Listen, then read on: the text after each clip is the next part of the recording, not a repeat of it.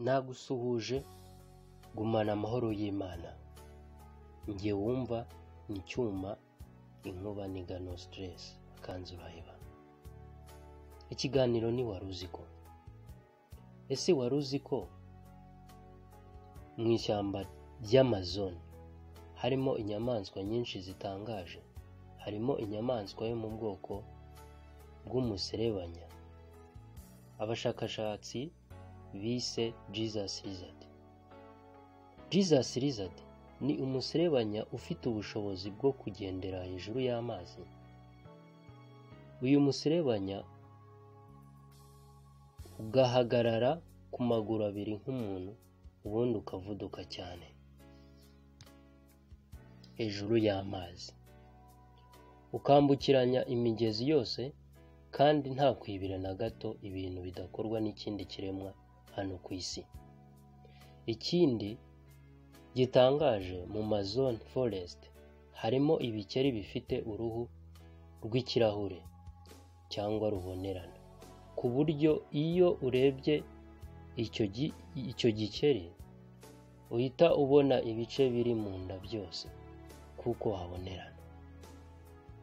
Ubushakashatsi bwakozwe n'abahanga mu mwaka wa 2006 bugaragaza ko umugezi uri mu Amazon witwa Amazon River, kera amazi yawo yavaga mu burasirazuba bwa Amerika y'Epfo agana mu burengerazuba, ariko mu myaka 100 yakurikiye byaje guhinduka, amazi akajya agenda ikinyumanyuma kugeza ubu amazi agenda asubira inyuma, ari byo bita mu rurimi rw'icyongereza rewind cyangwa se rewind. Bitandukanye nuko Imana yari yarabiteganyije cyangwa se yarabiremye. Amazon kandi afite n'indi migezi minini, harimo nk'umugezi w'Amazon River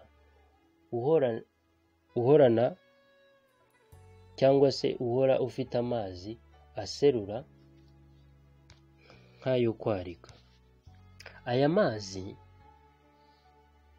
hari igihe ashyuha kugeza ku gipimo cya °C 93, ku buryo niyo wanyura iruhande rw'uyu mugezi utangira kubira ibyuya.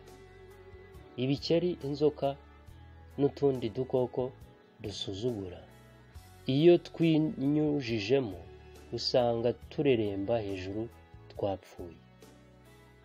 Ishyamba ry'Amazon kandi harimo ibiti bitangaje, ku buryo bimwe bigenda ari byo bita mu rurimi rw'icyongereza walking palms.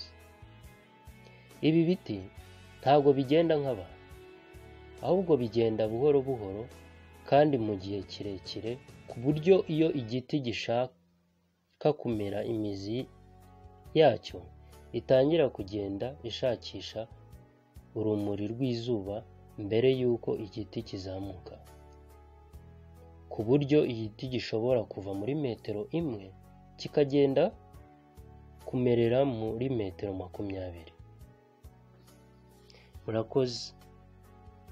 Ibiganiro byacu nakagaruka. Ibihe byiza, muhorana amahoro y'Imana. Cyuma niga no stress, kanzu uraheba.